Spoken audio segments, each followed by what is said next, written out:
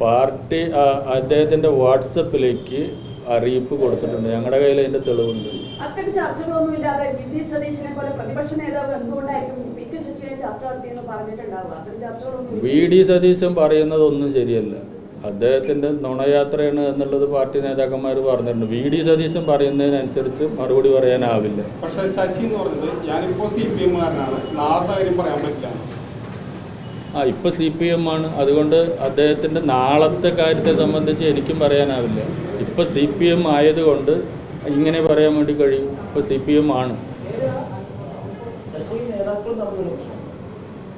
അങ്ങനെ ഒരു പ്രശ്നമില്ലല്ലോ. ഇതൊന്നും വ്യക്തിപരമല്ല, സംഘടനാപരമായിട്ടുള്ള കാര്യങ്ങളാണ്.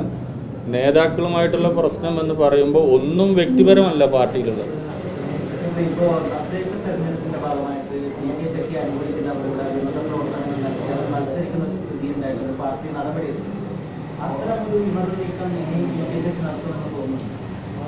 നടത്തട്ടെ, അപ്പം മറുപടി പറയാം.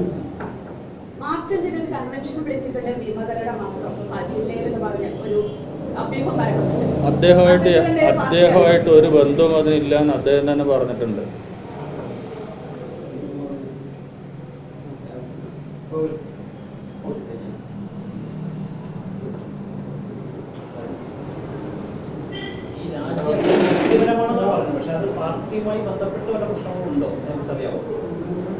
വ്യക്തിപരമായി രാജിവെക്കാൻ പാടില്ല. പാർട്ടി ഒരു സ്ഥാനം ഏൽപ്പിച്ചിട്ടുണ്ടെങ്കിൽ പാർട്ടിയോട് കൂടി ആലോചിച്ചിട്ടാണ് രാജിവെക്കേണ്ടത്. അല്ല വ്യക്തിപരമായി നമുക്ക് ലഭിക്കുന്ന സ്ഥാനങ്ങളല്ല ഇതൊന്നും. ഞാനും ഇതേപോലെ ഒരു ബോർഡിലുണ്ട്. ആ ബോർഡിൽ നിന്ന് എന്നെ പാർട്ടിയാണ് ആ ബോർഡിൽ അംഗമാക്കി വെച്ചിട്ടുള്ളത്. അതിൽ നിന്ന് ഞാൻ എൻ്റെ സ്വന്തം ഇഷ്ടത്തിന് വ്യക്തിപരമായ കാര്യം പറഞ്ഞ് രാജിവെച്ച് പോരുന്നത് ഉചിതമായ തീരുമാനമായിട്ട് തോന്നുന്നില്ല.